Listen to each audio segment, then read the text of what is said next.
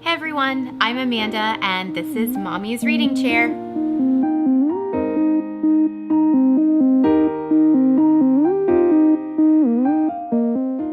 Okay, so today is a little bit of a weird topic because I'm talking about really weird books. These books weirded me out, some in a good way, some in a not so good way. But these 4 books really stood out to me as being just super weird. I'm interested to see what you guys think because I know some of them you may have read. I have 4 of them here right now. There are other weird books in my life, but these have really stuck with me. I've also read most of them fairly recently as well. So I'm going to start with an author that I love, a book that I did not love, which is The Heart Goes Last by Margaret Atwood.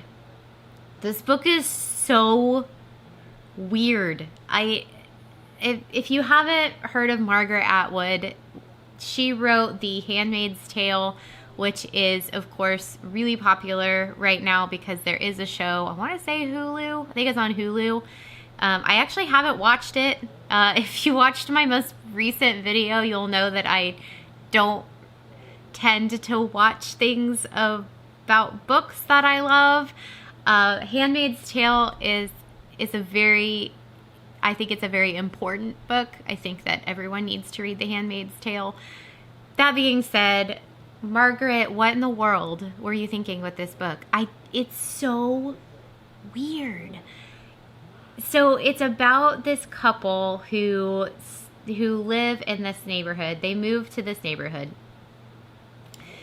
because they lost their jobs. They were facing bankruptcy. They were having a really tough go, okay? And they moved to this, like, weird community.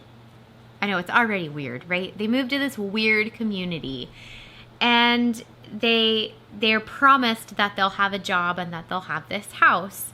And at first it's like, oh, this is so cool. This is so neat. Okay, so there's got to be a catch, right? So basically what happens is on every other month, the residents in this community have to go live in this prison. And at first, I know the male character is like, I don't think this is a good idea. I think it's pretty bad. The female character is like, oh, we need to do this. So there's that battle. And they of course do go to this community. And then the part that got weird for me, and I'm not going to reveal everything, but when there were like sex dolls and stuff incorporated into this story somehow, it super weirded me out. I did not enjoy it at all. I think I gave this a very generous 1 star. I did finish it. I almost DNF'd this book. I almost did. But I'm like, you know what? It's Margaret Atwood. Like, I love The Handmaid's Tale. I've got to read this book. I did not like it. So, sorry, Margaret Atwood, but this one did not do it for me. And it has definitely topped the list of some of the weirdest books I've ever read. All right, the next book I actually read very recently. I think I read this less than 2 months ago. I was pregnant with my daughter, and my daughter is 2 months old now, so maybe 3 months. But this book is All the Birds in the Sky by Charlie Jane Anders. This book started out so interesting to me. I thought the whole premise of how the author represents magic and witches, I thought the whole premise was really cool. The execution of this book did not do it for me. I actually did not finish this book. It was just too weird. It was disappointing, and it was weird in not a good way. I wound up not enjoying the way the characters were going. It did remind me a little bit of The Magicians by Lev Grossman, which Unpopular opinion, I'm actually not a big fan of. We'll talk about that book in a future video. But this book, to me, was just really, really bizarre. It's about a young girl who, in the beginning, again, I liked the beginning. I really thought that it was going to go someplace cool. It was about a girl who was obviously some sort of witch. She had some sort of power, and she was experiencing these weird things with animals. Like, she could talk to animals, and she could talk to trees. But she was so young, and her family did not really understand her. Even when she wasn't talking to animals, they didn't understand her. I hated her sister. Her sister was just despicable, so I did not like that. And then there's the other story about the boy who is this just amazing brainiac, and he builds these little machines, and one of them is a 2-second time machine. I thought that was so clever. So good job, Miss Anders, on the 2-second time machine. I really liked that little part. Beyond that, when they become adults, I just wasn't feeling it. It was just weird. I love the cover of this book, though. Look how beautiful this book is, right? But I did not finish it. Maybe I should. Maybe down the rabbit hole with this book, it ends well. I don't know. I'm not convinced. Okay, the next weird book I have is actually one that I grabbed off of a bargain table somewhere, probably Barnes & Noble. I just grabbed. It was like $3, and I thought, oh, the back of it looks cool, and the cover is really interesting, so I'm going to go for it. And that is The String Diaries by Stephen Lloyd Jones.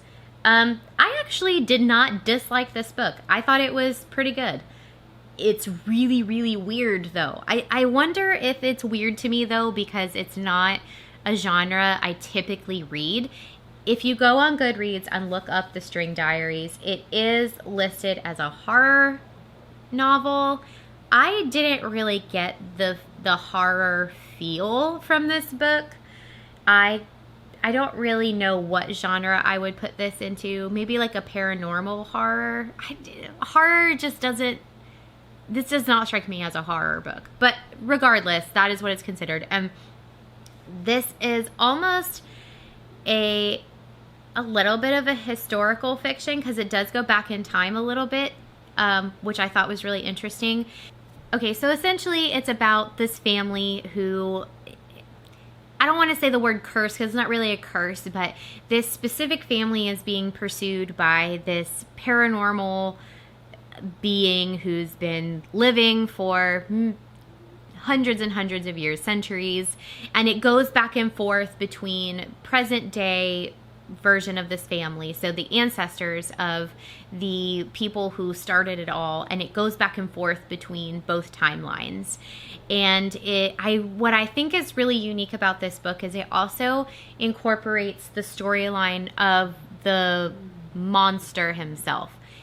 He wasn't always a monster. He wasn't always this horrible, horrible being. So I do think that both storylines, like, weaving in and out of each other is really cool. It's just the idea, and I don't want to spoil anything, but it is a little weird. It's just a weird book, but not in a bad way. I did enjoy this one. I think it got to a point where I started thinking, like, this book is laughable. This book is so weird that it's laughable. But I did stick with it, and I wound up really enjoying it. So if you want a weird read, something that's a little bit different than you already read, I do recommend The String Diaries, because it's just weird. All right, and the last book I have on my weird book list is actually a good weird. I thought this book was really, really cool, and that is Jonathan Strange and Mr. Norrell. This book is massive, as you can see, and I mean, it literally has the word strange in the title.